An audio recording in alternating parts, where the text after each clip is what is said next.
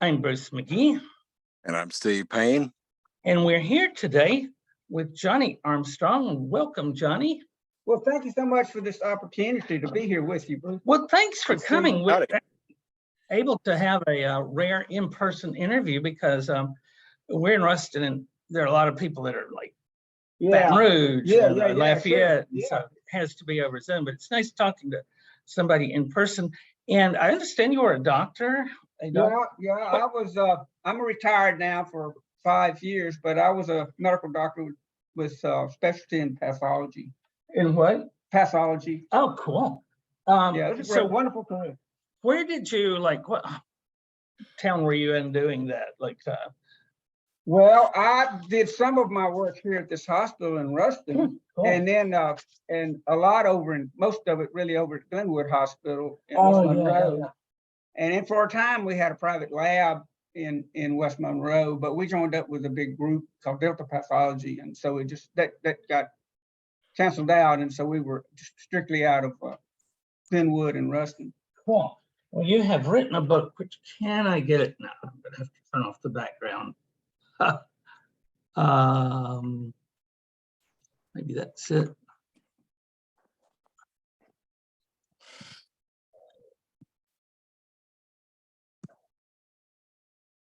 Let's try that. Here we go. All right, so you see, we actually are in the den, but this is Rescuing Biodiversity. This is like an eye test. The protection and restoration of a North Louisiana ecosystem. What I like so much about this book is that it's North Louisiana. I don't think I've ever seen an ecologically focused book that focuses on North Louisiana. It's all, and of course, the coast takes up a lot of attention. It needs a lot of work. Yeah. But we're part of nature too. So exactly. how did you get interested in nature and then in conservation? Well, you hit on something that's really cool. Our North Louisiana old ecosystems from back in pre-settlement time, really the most abundant ecosystem was the ecosystem of the hilltops and the upper slopes of our hills. Right. And that took up the majority of the land mass of our North Louisiana hill country. And just based on what I know, that's a lot of pines on the hills and then hardwoods in the bottom. Well, in the bottom, but so the restoration that I'm doing is the restoration of the shortleaf pine, oak, hickory woodland, which is not a forest. The forest is closed in and very dark. But a woodland is open. It allows enough sunlight in to have a ground cover of grasses and wildflowers. So it's a grassland ground cover.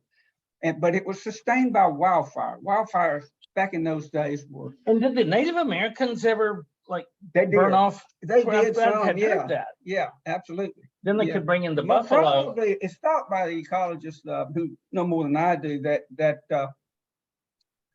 probably the main cause of fires was lightning strike. Right. But the Native Americans did contribute to that, undoubtedly. Well, I mean, you drive around always, certain times of year, always see people burning out the underbrush in their forest. They're not burning all the trees, but they're burning the small stuff. Exactly, they're understory fires. Yeah. So I would point out too that there was we have a guest from several years ago who you probably know, Kelby Oakley. Oh yeah, is a wildlife biologist over in Ouachita Parish, and he was pointing out to us that the flora and fauna over that way is very different from what you get here in the hill country, because that's part of the delta or the what is it, the Mississippi escarpment or embankment or something, but it's part of the greater delta.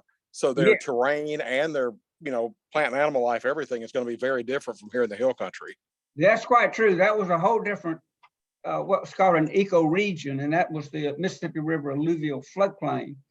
But this is we're in a different ecoregion, and our ecoregion is called the Upper West Gulf Coastal Plain. And we should mention that Kelby Oakley wrote the intro to this book. Forward. So you must know each other pretty Well, well. we do, and it's a real honor to have Kelby do that. Kelby is a very prolific writer about biodiversity in Louisiana, and he's had multiple books published by LSU Press. So I was honored that he would write the foreword for me. Well, and And he every does that. week- He does that weekly show too. Yeah. On Yeah. the local NPR affiliate KEDM. So he's Yeah. kind of a one-man Biodiversity. army. Yeah, that's Yeah. right. Biodiversity. So, yeah, so you know him. I was wondering if you also know, my cousin married a woman whose his father-in-law, did a lot of work in this area. I'm looking it up because,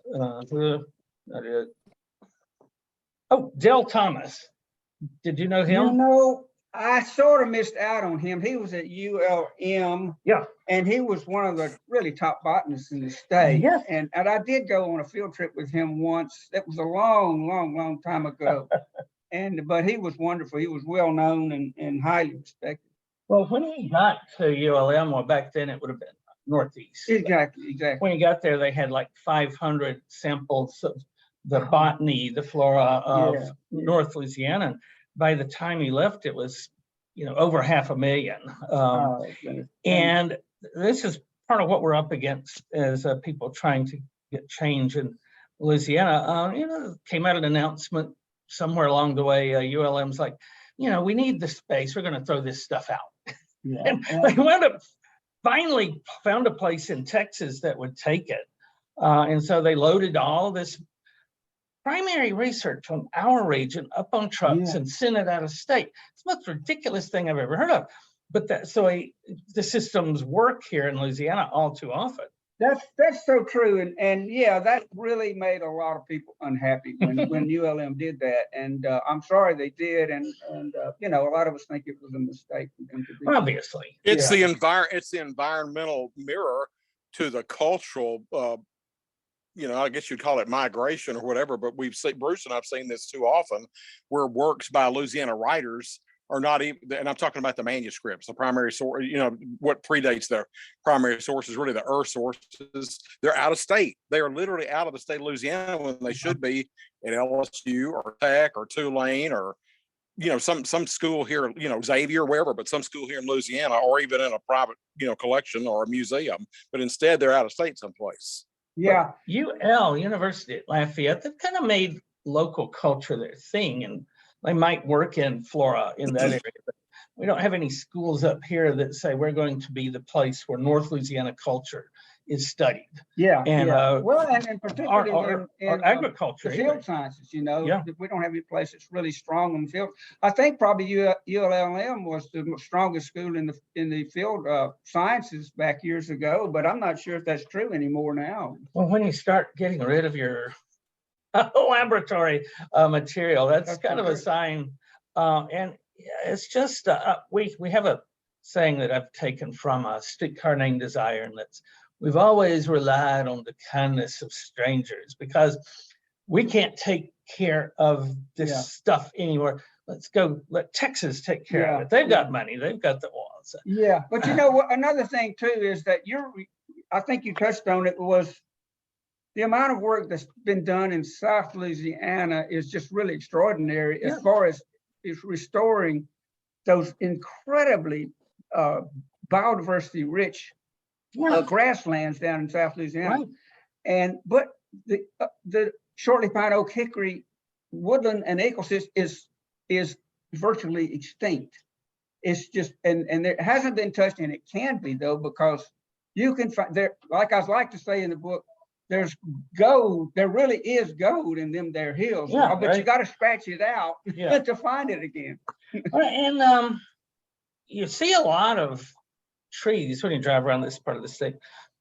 On close inspection, most of them have been clear cut and then replanted with one kind of pine, which is not a forest. It's not a woods. It's not anything. It has the biodiversity of a cornfield. Yes, exactly. So that's a terrible thing, and I come down on that pretty hard in the book, if you may have noticed already.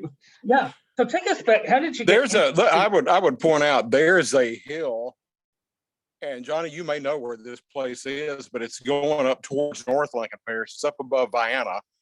For outsiders in the state, it's spelled like Vienna, Austria, but it was founded in honor of Vienna, Georgia, hence the pronunciation Vienna. But it's up above Vienna, and it's called Cypress Hill, and it's near Cypress Creek. And it is a real steep hill up that way that when the feds and the state were busting through 167 to turn it into a freeway, a 4-lane, they sheared off part of that hill, and a good hunk of the hill is on private property. Well, the owner up there never replanted it.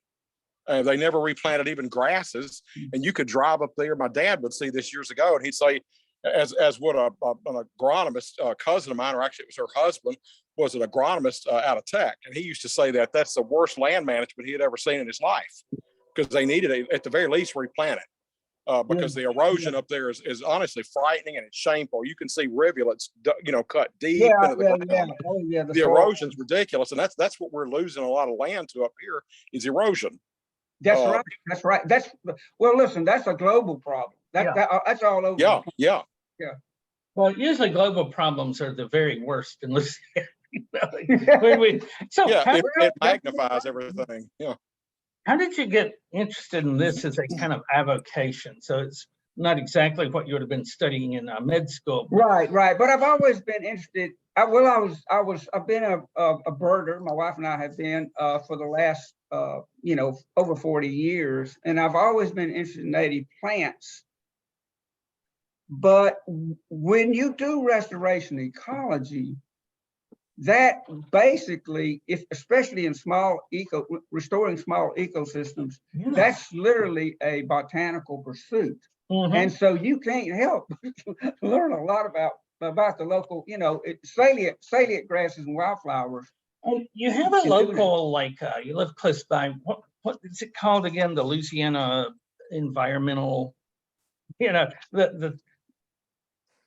I know, Stephen, you and I were looking it up before. Do you remember what that was called? Was it the Summerfield thing? No, it was the one before that. Well, Summerfield is a nature conservancy, is nature conservancy land, but they've had a real hard time trying to keep up with that one. Again, it's another case of North Louisiana, getting treated like the redheaded stepchild. The word I was looking for was nature conservancy. So you're running one of those kind of close to town. Well, the land on Wafer Creek Ranch, about 400 acres of it is protected by a conservation easement that's held by the Nature Conservancy of Louisiana, which is wonderful. I mean, that's a wonderful thing. There's another organization. It's this group. It's called the Land Trust for Louisiana, and it's a way for people to get conservation easements for permanent protection of their habitat, and especially applies to landowners who want to leave a living legacy in perpetuity. Yeah. They don't want someday the grandkids to come in and have it clear cut. Yeah. Well, it's going to happen if they don't protect it. Exactly. It's Murphy's Law. So yeah, you got to take care of it. So you've got interested in the local ecology. How did you then decide, hey, I'm going to write a book? Because this is a lot of work that went into this book, not only text, but it's got lots and lots of beautiful colored pictures. Well, thank you. That's my little iPhone 8. No, that's my mom's. I wonder if I could turn it off. Okay. But we're still on. Yeah. Well, I guess I forgot the last question. Stephen, do you remember what it was? Yeah. How did you get interested in doing this kind of work? Oh, okay. Well, like I say, I was already a birder and a plant enthusiast. And then when we started, there was a Nature Conservancy ecologist, restoration ecologist back in those days. This is 15 years ago almost. Well, it is 15 years ago. And he, when we were working on trying to get protection by the Nature Conservancy on Wafer Creek Ranch, he came up and he immediately wanted to restore the old shortleaf pine oak hickory woodland and grassland. And so it was his vision. Lattimore Smith with the Nature Conservancy. He's on his own now. He's not with the Nature Conservancy anymore. But he really, he was infectious for me, and that's what got me interested in really pursuing restoration, the restoration of that ecosystem on Wafer Creek Ranch. Let me tell you one thing that's really important. When you restore, or even in the process of restoring an ecosystem, you are restoring the diversity of plant life and animal life at the same time. Right. So even if it never gets back to the original condition that it was back in pre-settlement times, which you can't do, you will in the process have restored a whole lot of biodiversity, because grassland ecosystems are especially rich in biodiversity. So is it more of an approximation of the old ecosystem as opposed to just a replication of it? It's just an approximation. Is that a fair characterization of it? Yeah, you say on Wafer Creek Ranch has now been designated as the flagship shortleaf pine oak hickory plant community in all of Louisiana, and so yeah, it's moving it back toward the original condition. Now, like I say, we're not going to have red wolves and buffalo roaming like we did right in pre-Columbian times. Well, it would be kind of cool if we did. It would, wouldn't it? But so they played but maybe bobcats. Oh yeah. And well, we had mountain lions too. So what's actually important to the ecology? I read that in Yellowstone, after they restored the wolf population, for decades and decades, the moose had just, had no predators. So they would wander down to the creek and drink and wander off and eat whatever was around there. And so these valleys didn't have much in the way of vegetation growing. Yeah. Wolf comes back. Where does a wolf go? Well, the best place to catch them is at the watering hole. So now the moose scoot them down the hill, drink, and run away. And the stuff started growing back. And I don't know that anybody even expected it. It was just something that kind of happened. Well, that's what, but when you restore a top predator like that to an ecosystem, it can just have it can trigger a whole system of changes that take it back to a more original time. So the beavers came back and they made their ponds and they're saving water, and they kept the I think it was the what was it? Not birch, but cedars from overtaking. Well, they needed to come back. I'm sorry, because the elk, as I understand it, were eating that stuff up. So and so you started, like, in order to restore the system, you have to figure out what was in the system to start with. So exactly. How did you go about figuring, okay, these were the plants that were here 200 years ago before the Europeans? Well, it's not that hard, because our native plants were species that have always been around, as far as, in human terms anyway. So all you need to do is just bring back our native plants, and that's what happened, And do that's you what we're usually doing. have to, is it enough to just clear the land of the, stuff from somewhere else and it grows back naturally? Or do you have to go out and start planting some of these and then they take it from there? Yeah, well, the first thing you do is go in and take out species, tree species and shrub species that most of them are native species, but they grew down slope, and the reason why they're here now and have overtaken everything is because of fire suppression. So you've got to bring back fire and keep them suppressed. All right. Yeah, and that's a common thing up here anyway. Yeah. Burning stuff. That's another thing too. That's another way that you have to maintain these ecosystems. You're never going to get them back to where they're self-sustainable. And historically, it hadn't been as big a problem here, but in semi-arid places like California, if you don't get the underbrush out, you're going to have these huge forest fires that just eat up thousands of acres. And that's partly because you've got so much tinder. And also that it just destroys those forests. And but it also causes a negative, a dangerous feedback loop. So that Right. those forests are putting more CO2 into the atmosphere than they were sequestering. So that's another really big problem, you know, with Yeah. global warming coming up. Yeah, I mean, in addition to just the cutting down of stuff and the cutting of roads and other things human that break it up, we also are a super heavily polluted state. Like Yeah. you know, we called it the sportsman's paradise when I was growing up. Yeah. Exactly. You know, it's now the Well, this part of the state is Paradise. designated that, the I-20 corridor, which in effect is a good hunk of North Louisiana minus down to Wynn Parish. But this part of the state is designated the sportsman's paradise of the 5 regions. So that's what this region is. But let's you know, let's burn munitions in this open air burn, and we'll just see what happens, you know. So yeah, crud, I had a question, I forgot it. Stephen, You you have sound like me. I know, right? Well, I want to go to the core of your book, since we're looking at North Louisiana, to tell the people really what specific parts of the state are included in North Louisiana, or really in the hill country, since you're really looking at hill country.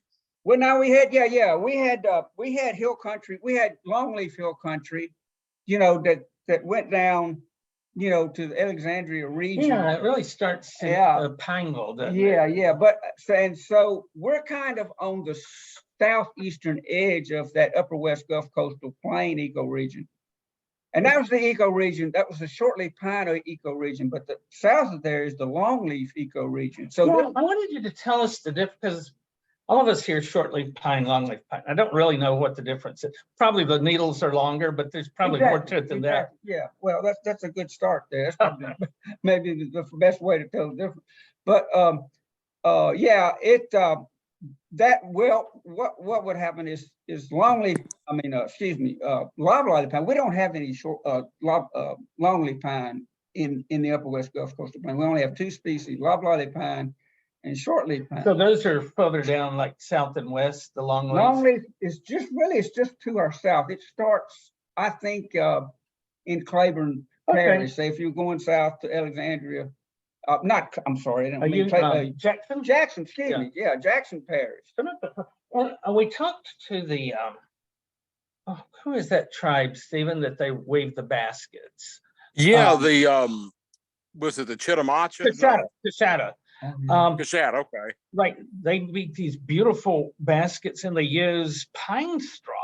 Wow, but specifically long leaf pine straw. They can't use the short; it's too short. So, but they make these beautiful baskets, and that's it makes money, but it also was kind of their, you know, like some tribes would give you a feather headdress if they wanted to really impress you. A basket from the Coshada is about the same, you know, like we're going to lobby in Baton Rouge and have a basket. Yeah, that's wonderful. 20 years later, that senator has the basket still on the shelf behind him because they're so beautiful. Yeah, gosh. But a lot of them are made out of long straw, and if that's all gone, no more basket. Yeah. But yeah, they have to find the right stand. You know, it can't be just any old pine tree. Yeah. So then, do you go back and plant some of these plants, or they just come back once you've cleared out? Right, it's surprising and a good thing that a lot of them do come back on their own because of the seed bed and something's called the bud bank, which is underground growth of, you know, tubers and bulbs and cone. Well, I've forgotten what. I'm having a senior moment. Oh, wow, yeah. But anyway, they're underground ways that a plant can make a new plant that's underground. So that's rhizome is one of them. Okay. Yeah, that's one of them. I remember the word. I'm sorry, I got it. Corm is another one. It's kind of like an underground bulb. But then the old seed bank. I mean, it's amazing how the seed bank lasts with certain plants, you know, too. So it's almost like spontaneous generation. Is there a place that they store the seeds for all this stuff? Like, is there an organized seed bank? I know there are in the world. I didn't know if we had one in Louisiana. Well, now we get into, where do we get the seed to reseed? And that's a difficult thing. Right, yeah. You really, many ecologists believe, and so did Lattimore Smith, and I'm happy with it. He's a purist, and I'm happy being a purist too. But he believes that you can actually degrade a certain plant that you want in by bringing a wrong ecotype in and trying to seed it in, and that can even negatively affect the progeny of your native ecotype. As the two cross. So over the last year, I got obsessed with mirliton, which is a kind of a green-looking pear shape, but it's a vegetable. Only they're not, as I got into it, I've discovered there are tons of varieties. Like it's all over South America and came to Louisiana some kind of way. They call them chayote in the Hispanic stores, but in New Orleans, they call them mirliton. And anyway, they talk about getting the right seeds for New Orleans, because these things will grow from the tropics up to almost Maine. They're just a wide variety of them, but you don't want to plant the wrong variety that, won't take to the soil and climate here. Yeah, that's interesting. But anyway, there was so anyway, I gather seed locally. I gathered you can get little blue stem was the dominant grass of our ecosystem. Most of the grassland on Wafer Creek Ranch now is a combination of broom sedge grass, which is very common. It's a good grass because it's a fire carrier, but it was not the dominant grass. But little blue stem was the dominant grass. Well, you can find it in some of, along the country roads and along pipelines and high lines. Yeah. So you just like get your boots on and get to walking, right? Yeah. Now, one time we got real lucky down at there was a place in Kisatchie that had some fields of really great fields of little blue stem grass, and we were down, and it's the right ecotype according to the botanist, and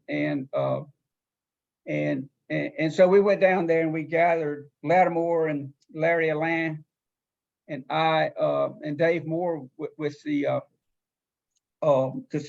he's the botanist for Kisatchie National Forest, and we were able to gather 35 burlap sacks. And that was done by tractor, with a harvester on it. And it was like, yeah, that's kind of not the way you want to do.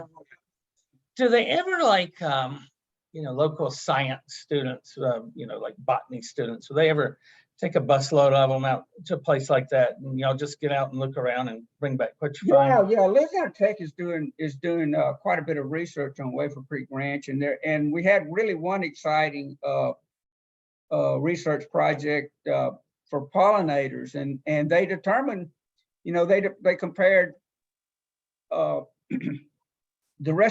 active restoration work that I have done, areas where that's taken place, along with just burn areas without herbicide. I have to do a lot of herbiciding. Right. I hate to say that, but it's true.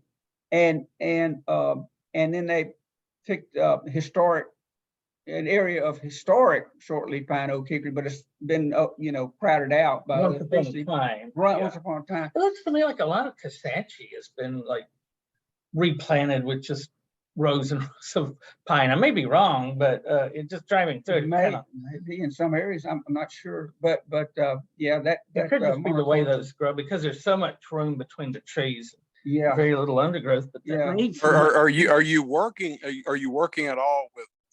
You mentioned Tech, and we used to have, Bruce and I are both Tech alums. I used to teach at Tech. Bruce is still teaching at Tech. Tech had a program through the forestry, School of Forestry, where they actually had a camp, I think, up on Darbone, and they would take those students up there for, I think for an entire quarter, but they would go up there and do, field kind of work, field study up there at that camp. Are you working with anything like that through Tech, like through the forestry school? No, all my work has had to be devoted to Wafer Creek Ranch, but Tech is definitely involved. It's mainly the biology department, though, instead of the forestry department. But but I was excited about that pollinator study because they found that the ecosystem restoration that I'm doing actually works. It brings back more pollinators, pollinating insects. Our listeners may or may not know about the crisis with the pollinators. Yeah. Honeybees are just dying. The hives are dying. Whole hives, not just occasional individual bee. And how are we going to eat once the pollinators are gone? That's true. Yeah, there's a terrible crisis of insect of diversity globally right now. It's not just the usual pollinating insects. It's just, I mean, we're in so much trouble. One thing I wanted to do with biodiversity was to go in deep in part one, where I think I dwelled pretty hard into the crisis that we now are in with both the combination of global warming and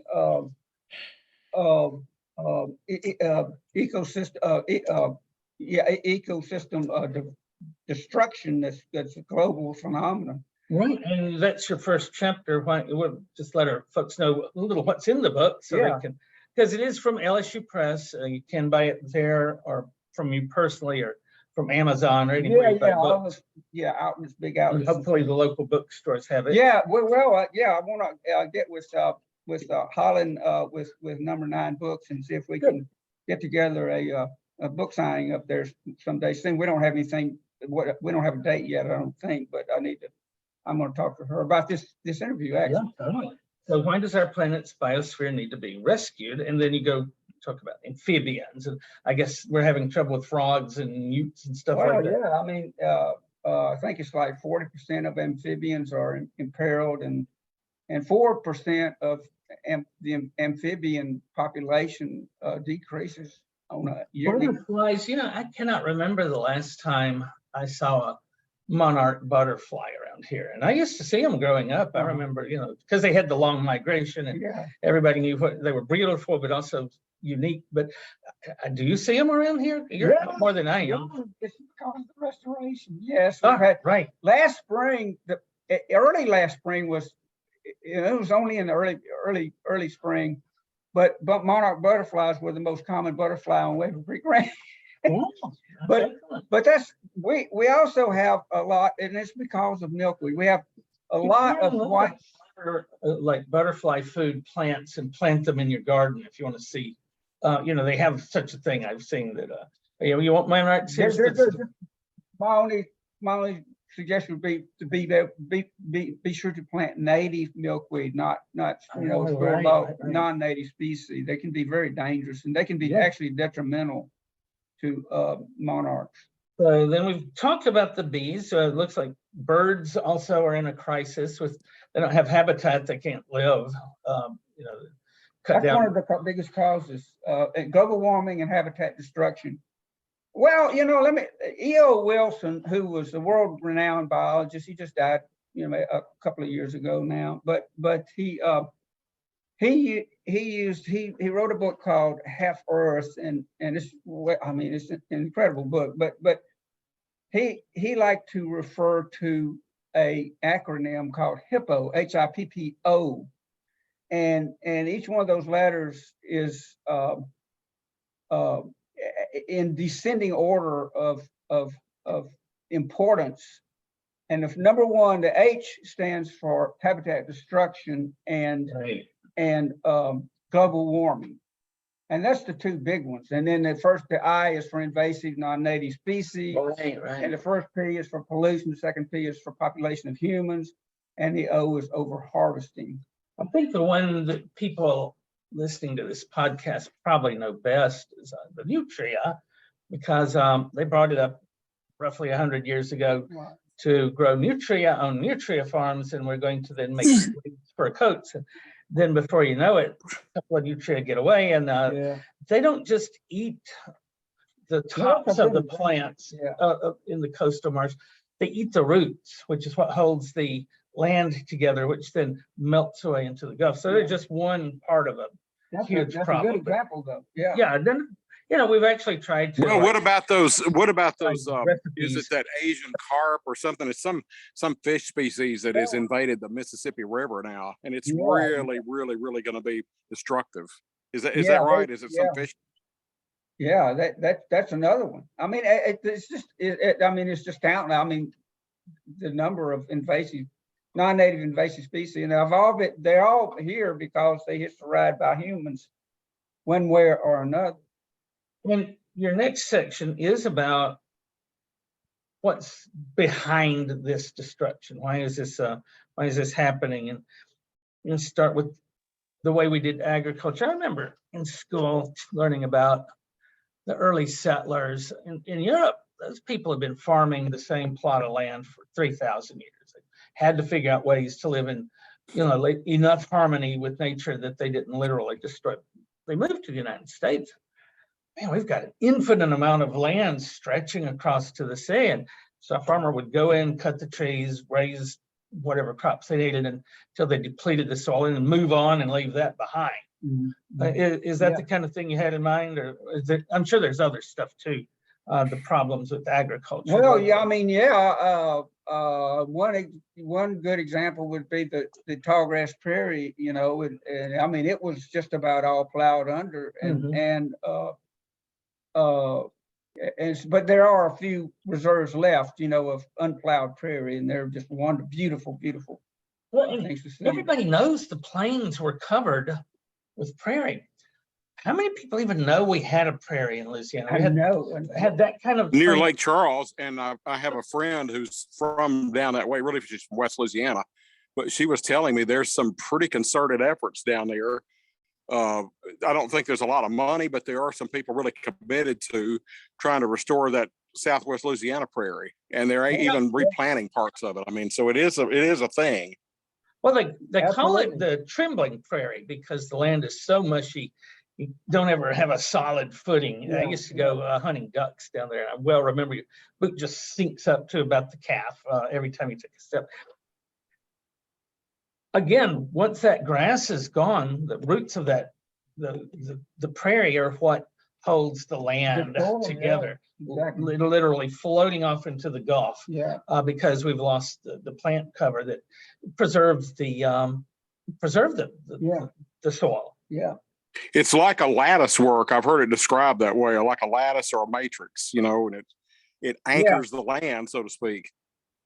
Yeah, that's just so true. I mean, think about the dust storms of the 30s, that's when those sod busters had gone through and busted up the soil. Right. And for instance, big blue stem is one of the big top species of grass in the tallgrass prairie, and it had rhizomes, and it really anchored that soil down. But not after they get through plowing, it's gone then. So so we have these huge dust storms. Well, and I like to say, we talk about the Green New Deal nowadays, the idea that moving from carbon-based fuels to green fuels is going to put a lot of people to work. We need to have a lot of jobs focused on that. And I like to say the first New Deal was also a Green New Deal because they had the CCC, the Conservation Corps of young men, I don't know, 17, 18, 19, 20. They got a new job in 1942. Right. They got shipped off to Germany. They had to trade in their shovels for a rifle. But they planted something like 1 billion trees up and down the Midwest to stop the dust storms. They haven't come back in all these years, and we've lost perspective on what we as a nation can accomplish when we work together. We got dust in the streets of Washington, D.C. Here we go, these young, weren't getting rich, but they had a job, they had a place to sleep, they had food. And in the Depression, that was pretty darn good. Well, they had something beyond that. They had this feeling of community that we're all in this together, right? I mean, we're slowly recapturing that, thank God. But we had lost that feeling of community and the common good. Yeah, we need to do that and in a hurry too, because we're really losing it with global warming. Once those tipping points start going, we've had it. Louisiana has lost half an inch or the water is going up 1/2 inch Yeah. on the Louisiana coast every year since 2010. Good. And so far, that's 6.5 inches. Another 10 years. We've it'll be a lost a foot. landmass the size of the state of Yep. Delaware too, since around 1930 or thereabouts, was about the time my parents were kids, when they were grade school kids. Yeah, it's unbelievable. It's just unbelievable. So- But Yeah, if we are literally running out of time if we don't we really restore our are. We ecology. really are. I mean, look. Let me plug another book while I'm here. Yeah. I think maybe the climate book by Greta Thunberg right now. It just came out in 2023, and it's just hot off the press. And I have to. I honestly, this is a really big thing for me to say, but I think it may be the most important book to read in our time Cool. because it is so good, and it's just. It's already driving the environmentalist lobby crazy. They just go nuts over Greta. Her book is filled with essays by top climate scientists, and since she sprinkles in her own essays, and she's an eloquent writer. Yeah. So I just can't say enough good things about that book. But but read biodiversity, rescuing biodiversity first. Yeah. No, I'm just I kidding. think we need more books like your book because we need to be looking at local changes. I mean, people up here in North Louisiana, particularly, I've had to explain this to people down south even, and these are friends to environmentalism, and they'll talk about the disappearance of the coast, but also disappearance of the culture. And I said, well, make no mistake, North Louisiana, which has a lot of farming country, but particularly, this would be outside the purview of your book, but this is particularly over in the Delta, which is all farming country, or better than 3/4 farming country. So what they're going to see, and what we will see too, is a lot of drought. But we're also going to see a lot of various kinds of pests, kinds of insects, that are going to migrate north. Yeah. And then you're going to start seeing even more problems, as well as various diseases, particularly the insects that are going to come up from the Gulf Coast, North Louisiana. Yeah. That's inevitable. I mean, that's not going to be that's not a maybe or a possibly. No, that's an inevitability because of the climate crisis. Yeah. That's so true. But here in our own region, in this hill country, people have trouble with the concept that we only have a finite amount of native mixed forests that are of age, that are mature forests left, and we keep going back and just clear cutting these areas, and then going back and replanting them with a monoculture of loblolly pine, and it's. We're old enough to remember when they started trying to protect what they called old growth forests that had never been cut before. Oh, people were just throwing fits, especially they'd run out of lumberjack to get on TV. I hate this law. It's keeping me from cutting down you've already cut 98% of that forest. The remaining 2%, what you want to do is cut it, and then you'll be out of work. Let's just put you doing something else now, because it's already almost gone. It'll be like it's in a race to get to the last forest. I mean, it's unbelievable. It's a way of thinking that there really are limits to the biodiversity that we are taking, devastating, and it's gonna Mother Nature is gonna get her way, and she's gonna turn her backs on us, I'm afraid. And about 3 years ago, was it 3 years now? Rusta had a terrible tornado. Maybe it was a little longer now, but we've never had tornadoes. We're in kind of a natural dip, and they seem to go over us. But now we're in a bowl with climate change. Could explain why the storms are getting a little bigger and coming a little closer. Well, I think Hurricane Laura was an example. That's the first time ever that Ruston had a Cat 1 hurricane. Yeah, I mean, we've always gotten, and we're about summer a little over showers 200 miles from inland, hurricanes. We get some good breeze winds, but the last little bit of it, and it's maybe a little wind, but wasn't much, but it really had some effects. What were you saying, Stephen? I'm sorry. Yeah, it's we are very far inland, and hence the before now, hence the I guess the barrier against hurricanes. But there was a guy that used to teach with Bruce and me He's now out in California. He was a geographer at Tech. And he was explaining to me one time, I said, is this area around here part of anything, any larger area, this hill country? He said, yeah, I mean, they call it, the geographers call this the Red River Ouachita Rolling Hills, but that in turn is part of the foothills of the Ouachita Mountains up in West Arkansas and East Oklahoma. So this is the foothills of the mountains. And he said, and I asked him, I said, does that affect at all the climate? He said, oh, in very many ways. He said, for example, he said, one of the reasons why we are protected against tornadoes or have been protected against tornadoes is what Bruce was saying, we're in a bowl. And there's a name for it that geographers have given it, but Ruston sits in a bowl. And you can just about tell where the bowl is. If you come in from Jackson Parish from the south or come in from Ouachita Parish from the east, you can see you start climbing almost 5 times in elevation from the difference in elevation between Monroe and Ruston. It's a huge difference in elevation. And, you know, they're 75 or 80 feet above sea level. We're 330 feet above sea level. So it's almost 5 times difference. And when you're out on I-20, you can see when you start climbing, and eventually there's a hill that you can get on out around Shooter that I call 5 Mile Hill, because you can see the lights of Ruston all the way from 5 miles away.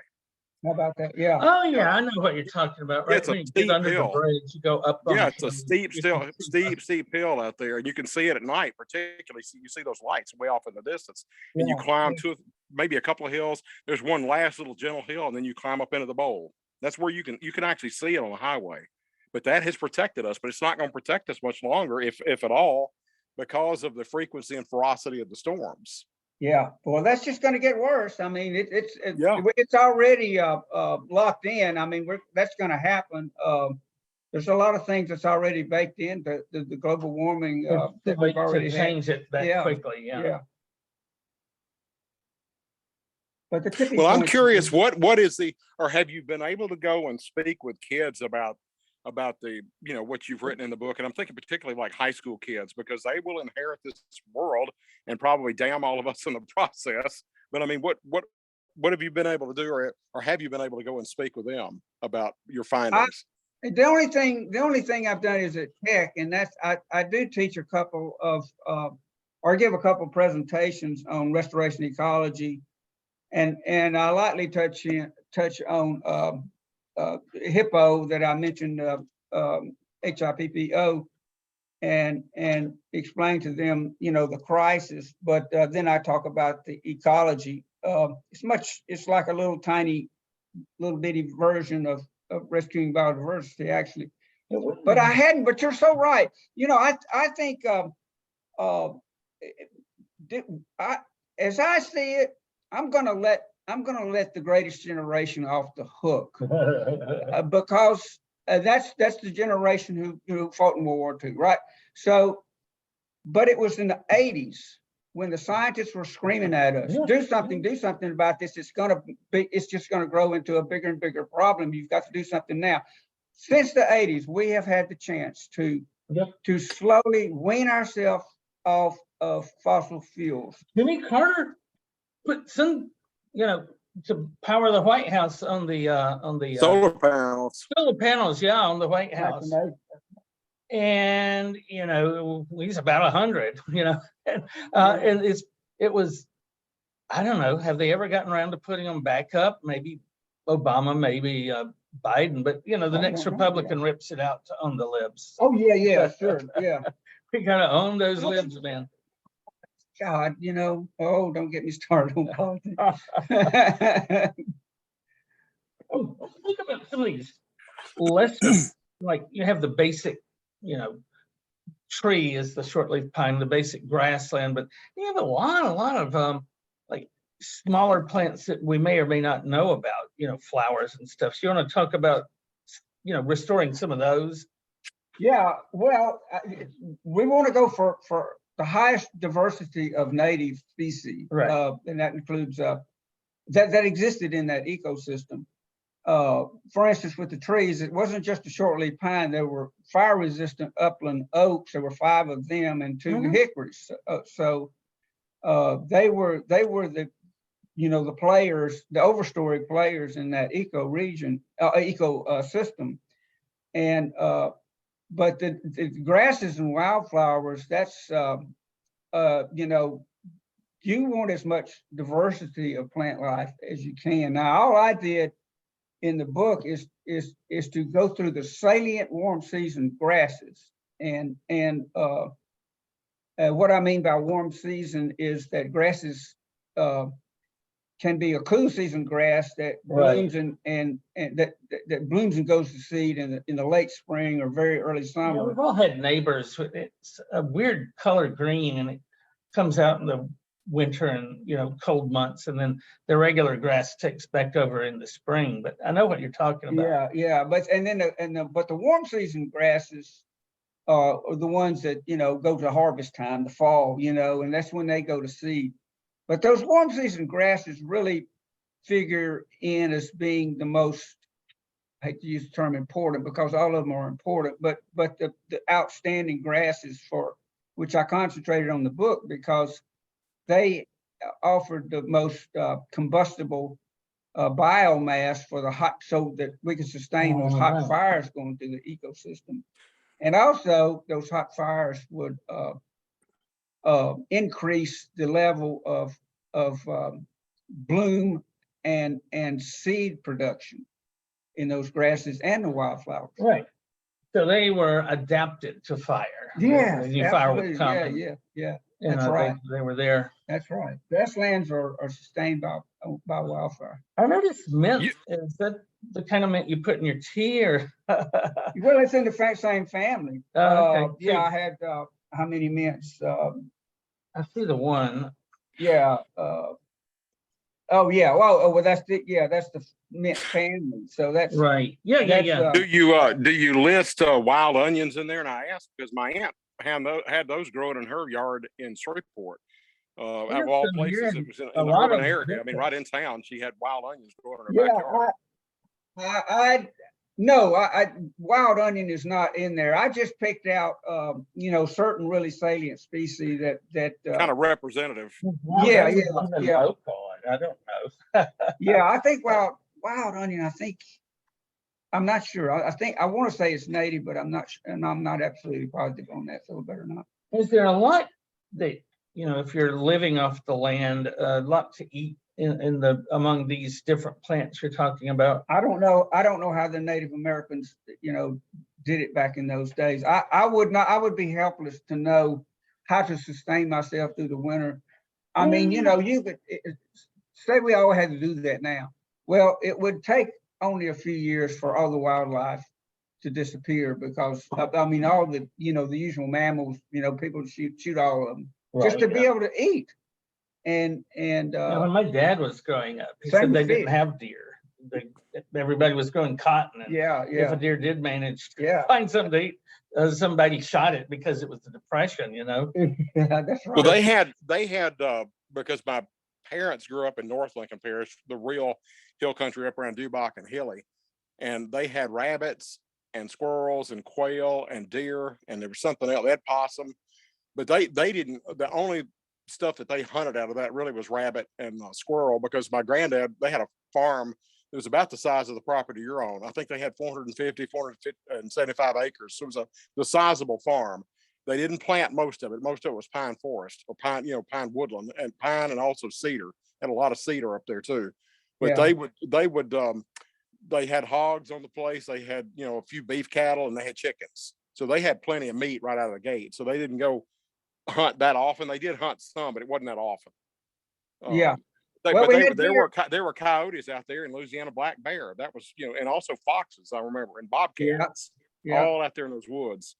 Yeah, and the deer, of course, were native too, except they all got wiped out by hunters, back in the late 1800s.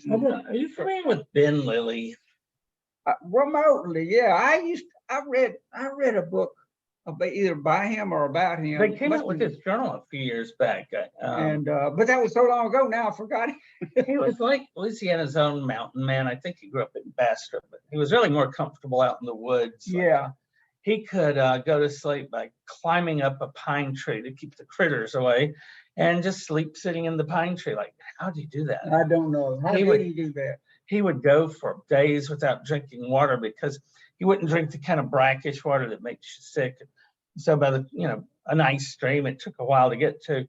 And anyway, he wasn't this like self-sufficient loner. He was out there making money from the government because he would shoot the varmints and you know, get paid by the government for. He's probably getting a bounty. It's probably like a bounty. Yeah.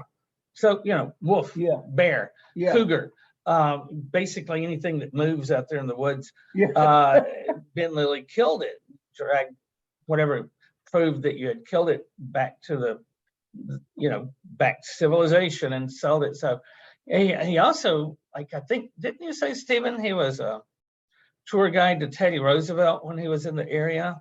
Yeah, he was, I mean, you think about it, he would have to be pretty well known to be that kind of figure, because otherwise he would just be some Joe Blow living out in the country or living in the woods.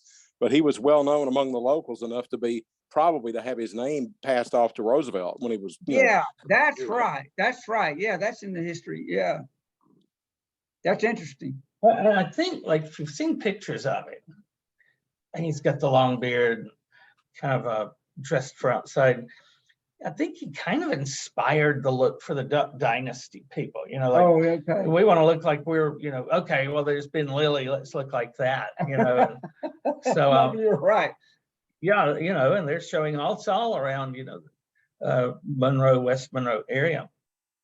Right, but, you know, it seems like a lot of our relationship to nature, even in our most nature oriented people, is very negative. You know, we're going to kill all the bear, kill all the wolves, kill all the, you know, and make it ready for you know, European style settlement. And that's where it started, the losing of our biodiversity. Yeah, that's exactly right.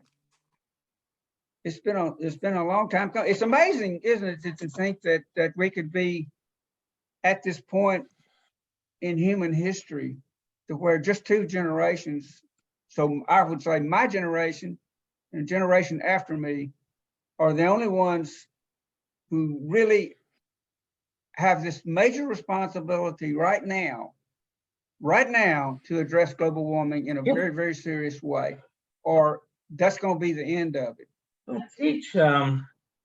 We have a guest we brought on a long time ago now, because we've been doing this show for 10 years and a big project for 11 years. But we brought on one of our old professors from undergrad, Dr. Phil Cook, who's a historian. Bruce and I were history majors.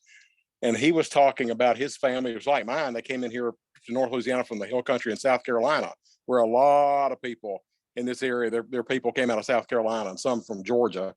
And he said that they bragged, he or his sister had some letters preserved from those people. This is before the Civil War, probably in the 1820s, 1830s. It's in the early days of statehood, in other words. And they came in here and they bragged about the fact that they had taken a plot of land, I guess it was back home in Carolina, and they basically had burned it up, trying to plant cotton. And what they had done is completely robbed it of all the nutrients. And then they would move on. But you know, this was a common thing. People thought they were going to make a killing in cotton. So they move in here to the hill country, not realizing that particularly in the areas between the Ouachita and the Red Rivers, this is all landlocked in here. You know, there's not a big source of water. There's not a big river at all, like the Ouachita and the Red. All you got really is Darbone Creek and Dugdamona River. It's called a river, but it's a glorified creek out from Simsboro. So there's not any big source of water, on top of which the soil is rocky. You know, particularly up, the closer you get to Arkansas, the soil is very rocky up that way. We've got a thin layer of topsoil, and easily you can wash that away, and then it's just red clay all. You know, and rock. The place you want to be is in the Delta, where they have, you know, hundreds of feet of soil. Yeah, I mean, it's my aunt up at she was from out from Dubach in a little community called Fellowship up north and east of Dubach, and she said they had I saw the thing actually that somebody had taken and turned it into a book through a local publisher around here. And they said that they would try to plow the fields up around Fellowship, and every so often they'd hit a rock. It's that old North Louisiana, that sandstone iron ore stuff, that old red looking rock that you see around here. And you see that all the way from here over into East Texas and South Oklahoma. And also South Arkansas. It's all over the place. But they would try to plow, and every time you turn around, they're hitting a rock. Well, that is probably that in climate, why we have such a specific set of plants and animals that live up here. It's a very different world from South Louisiana, where they have different soil, different climate, different things living there. Yeah. We have a very old soil. It's very, very leached and eroded, and it's called an ultrasol, not soil, sol, and but it's also acid, and so so that's the soil of our uplands. That could create problems. So yeah, you've got plants that actually evolved and like this. Yeah. Let's put them back. You know, Yeah. we talk about the kind of desert of the pine tree orchard. Well, grasses, that's too. We've got one, species of grass usually that we've spread over an entire yard. And it's just not in tune with nature. I've seen people that will restore like local flowers and local grasses to their yard and not cut it. It's just growing up. Oh, these weeds, they look terrible. No. That's what the land's supposed to look like around here. Yeah. We just killed them all. Yeah. That's interesting. On Wafer Creek Ranch now we have, of course, now there's a grassland in place. It's established. It's not cooked. It's not well done yet. Right. But it is now providing scenic vistas where you can just look out and see a grassland, between under the trees and the overstory of the woodland, and then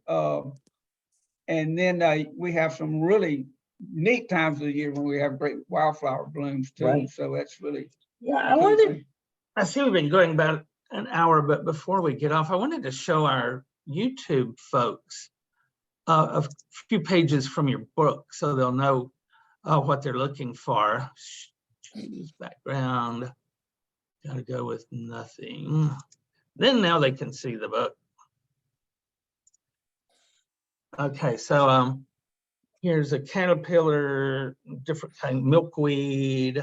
Yeah, that caterpillar is a monarch caterpillar. Cool. You growing any poke salad out there? Is that one of the ones they use fishing? Like I had an uncle that would get the. No, that's a monarch butterfly caterpillar. Yeah, you think about catappa worms? Yeah. Yeah. He would take us out to the tree. Here's some more stuff, but so many beautiful pictures. It doesn't really do it justice showing my computer. Are you growing any poke salad out there? Any of that? Because I know they used to have that up at Hilly and Dubach and so forth out in the country. The what now? Any poke salad? Oh, poke salad. Yeah, like the song. So do y'all have poke out there in your? Yeah. There's some poke salad. It's a pretty weedy plant, but even we should make a field trip and go eat some poke salad. That was a big deal. I mean, I've heard my grandmother and all the older generation, and my grandmother was born well over 100 years ago. She was born in 1892. Wow. But I've heard her way back in the days, back in the 70s when I was a little kid, talking about people out in the country eating poke salad when they had, for example, if they didn't plant like a garden or actually, farm some of the land like my grandparents did, they would just go out in the woods and pick those greens. It's wild green. They got that song, Poke Salad Annie. I mean, my grandparents planted all that other stuff. They planted turnips and mustard greens and all of that.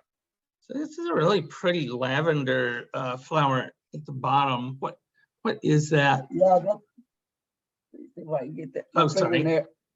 Oh yeah. Whoops, I'm going the wrong way, aren't I? Yeah. Oh yeah. That's elegant blazing star there. That's one of my favorite plants. Well, and there are a lot of wild flowers, right? Yeah. Like flowers that go. Yeah. Nowadays, if we want flowers, we order them, and goodness knows where the source of it was. But people would actually make bouquets out of this stuff. Yeah. This flower here is called white snake root. Ooh, cool. That's that one. Yeah, that's it. And that is a very toxic plant, and that's the plant that caused the death of Abraham Lincoln's mother, Nancy Really? Hanks Lincoln. Was she eating it? She was drinking the milk of cows that had eaten it. It was called milk sickness. Wow, I And- had and, no idea. Yeah, it's in the book there, but Is some kind of a toxin that's in the plant or something? Or Yes, something that's toxic to people? it'll kill livestock too, but people who would drink the milk of cows that had grazed that stuff would die, and it was called milk sickness. That's Well, amazing. there was a lady by the name of Anna Bixby who was the so-called discoverer of the source of this milk sickness, but it was only after she was told by a Shawnee woman whose name was lost to history. Right. The Shawnee lady is the one who told her about it. So she never got credit, of course. Native Americans have been here, what, 10,000 years? They've Yeah, figured out a few things along the way. absolutely. Okay, so one more time, rescuing biodiversity, the protection and restoration of a North Louisiana ecosystem. And you can get it directly from the LSU Press. You have signed copies. Thank you for signing this copy and donating it. I really appreciate it.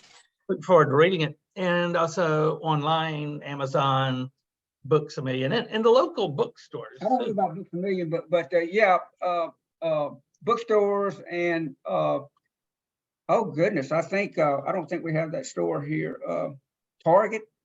We don't have Target, Yeah. But I think it's in Target. Well, remember this book. It is, we need to save our local ecology. We really do. We spend so much of our energy focused on the coast one more time that we forget that North Louisiana is a place too and has a certain biology and a certain ecology. And if we lose that, how are we going to get it back? Yeah, that's so true. That's well said. Well, thank you so much. I would add to that as well. I mean, we should be joining forces, I think, because I would think that the ecosystems here would be very much like the ones in Southwest Arkansas and Northeast Texas, like up towards Texarkana and South Oklahoma. And we should be probably working with groups that are doing the same thing up that way. Because I know just like the project Bruce and I are doing. I mean, we're doing Louisiana literature, and I have a friend who's a teacher over in Southeast Texas, down in the Houston area, and she thinks we've got a good project. And I said, look, you could do, or somebody that's a regional literature specialist down there could do, for example, a website on Texas literature, or like I have a cousin, my dad and I have a cousin up near Tulsa. Well, somebody could do Oklahoma literature and so forth. So, I mean, again, it's replicable. What we're doing, just like what you're doing, is replicable. It's taking some of the same techniques and some of the same, really, the thinking behind the techniques, and then adapting that to a local region. Yeah, that sounds like a great idea. Well, thank you so much for coming on the podcast. And really, thank you for the research and the work that went into it. I know this is a work of a lifetime, right? You were probably 30 years writing this because, first of all, you had to go out and find out what was out there. Right. Yeah. But I had great help. In the front of the book, you'll see that there's a list of people who were my quote unquote beta readers. Well, they're the experts who kept me honest the whole way. So I leaned heavily on the experts. All right. Well, thank you so much, and have a great rest of the day. Well, thank you so much. Yeah, we really appreciate it. And well, I appreciate the honor and opportunity to be here with you. Thank you so much. You're welcome. And goodbye. Yeah, when you get something else written, we'll bring you back. If there's any like new developments you want to talk about, we can meet up again. Okay. Like if they come out with the like they want to make a 30-minute thing on LPB, so whatever. Yeah. All right. Well, thank you so much. Well, thank you. Bye. Thanks.